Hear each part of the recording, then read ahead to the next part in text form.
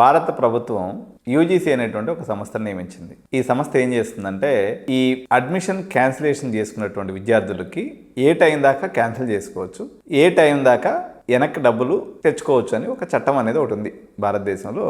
2025లోనే ఏమో వచ్చినట్టుంది చట్టం. అప్ టు నవంబర్ దాకా మీరు ఏ టైంలో అయినా అడ్మిషన్ క్యాన్సిల్ చేసుకోవచ్చు అనేది చట్టబద్ధంగా ఉన్నటువంటి ఒక నిబంధన. విచిత్రం ఏంటంటే భారతదేశంలో చట్టాలు చేసేవాళ్ళు ఏసీ రూమ్లో కూర్చొని ఎడ చేస్తారో నాకైతే అర్థం కాదు. కానీ మళ్ళీ అదే ప్రభుత్వాలు మళ్ళీ ఆ రూల్స్ అన్నింటినీ వైలేట్ చేస్తూ ఉంటాయి. చట్టం చేసినటువంటి యూజీసీ తప్పు చేసినటువంటి మళ్ళీ రాష్ట్ర ప్రభుత్వాల్ని ఏమీ పట్టించుకోదనమాట. అంటే ఎవరికి వారే యమునా తీరే.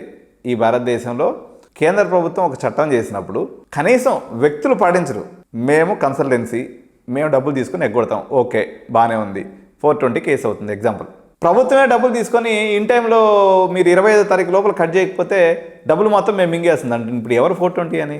ఇది ఎంసెట్ అధికారులకు తెలియదా? లేకపోతే ఇప్పుడు భారతదేశంలో ఉన్నటువంటి పాపులర్ యూనివర్సిటీస్ మణిపాల్ యాజమాన్యం వాళ్ళు ఈ మధ్య ఏదో ఒక విషయం చెప్తున్నారు. జూలై 22వ తారీఖు లోపల మీరు కానీ అమౌంట్ చేసుకోకపోతే హాస్టల్ డబ్బులు మాత్రం రిటర్న్ ఇస్తాం, కానీ ట్యూషన్ ఫీ మొత్తం పోతుంది.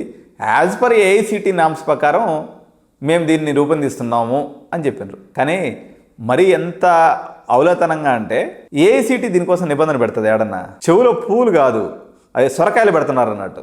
ఏఐసిటి ఈ యొక్క ఫీజుని వెనక్కి తీసుకోవటం మీద లేకపోతే క్యాన్సిలేషన్ రూల్స్ మీద ఏఐసిటి దగ్గర ఎటువంటి నిబంధన లేదు. ప్రస్తుతం ఎగ్జిస్టింగ్ నిబంధన వచ్చేసి యాజ్ పర్ యూజీసీ నామ్స్ ప్రకారం సెప్టెంబర్ అక్టోబర్ దాకా క్యాన్సిల్ ఎవడైనా చేసుకోవచ్చు. ఈ నియమాన్ని ఏ రాష్ట్ర ప్రభుత్వం పాటించలేదు. మరి కేంద్ర ప్రభుత్వం ఎందుకు నిద్రపోతుందో నాకు తెలియట్లేదు.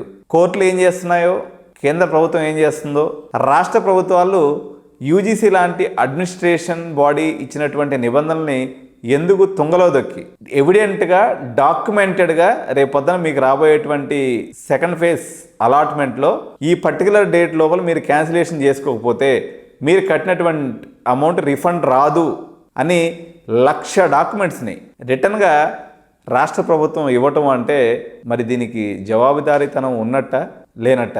ఒక పేరెంట్ మా దగ్గరికి వచ్చి డబ్బులు కట్టిపోతారు, ఒక 50,000 సార్ రెండో రోజు వచ్చి డబ్బులు ఇవ్వమంటే లేదు సార్ అడ్మిషన్లో మా దగ్గర క్యాన్సిలేషన్ ప్రాసెస్ లేదంటే ఓ లొల్లి పెడతాడు. ప్రభుత్వాలే పాటిస్తలేదు గురు.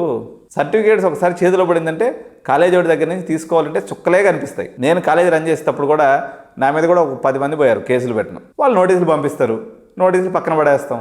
ఈ దేశంలో మీరు భారతీయుడు సినిమాలో పెట్టుకున్నట్టుగా రూల్స్ రామానుజం లాగా ఉండద్దు. సిస్టంతో ఒకటి పోవటం, ఉన్నదాంతో మనం కూడా చేసుకోవడం తప్ప రూల్స్ మాట్లాడితే ఉగ్రవాదులు అంటారు, లేకపోతే ఇంకోటి అంటారు తప్ప ఎటువంటి ప్రయోజనం లేదు. మధ్యతరగతి జీవిగా భారతదేశంలో పుట్టినందుకు మోసుకొని ఎవరి పని వాళ్ళు చేసుకోవటమే, ఇంతకుమించి చేయగలిగింది లేదు.